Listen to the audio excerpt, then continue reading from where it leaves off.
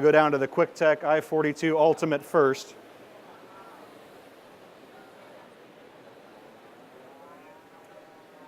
And I'll show you the piece part we're going to do here. So on the main spindle, I'm turning and grooving. I'm going to drill a hole on the end. I'm going to use live tools to cross drill at 90 degrees.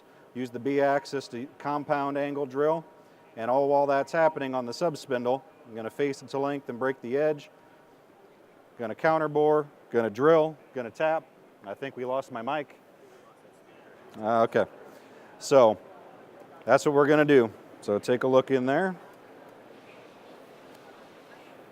Got a good view. Okay, here we go. So on the main spindle, we're facing, we're turning. All the while the sub-spindle is turning, and so we have overlapping tools, drilling simultaneous. Bore the counterbore. The main spindle is still working on turning with that gang slide we talked about. We tap on the sub-spindle while we're still turning up on the main. Now we're going to mill that hex on there using the X and Y axis on the sub.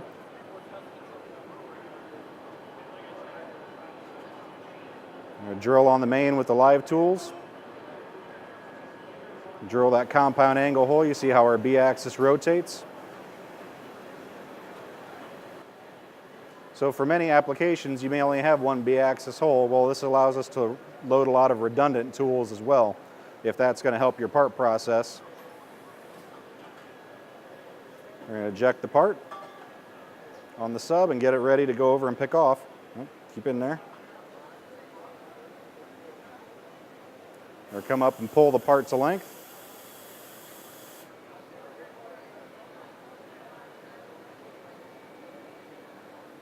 And we're going to cut it off. And I always like to say I like my demos to show the capability of the machine. It can run faster, and of course we're running brass. We've run tough stainlesses all day, no problem.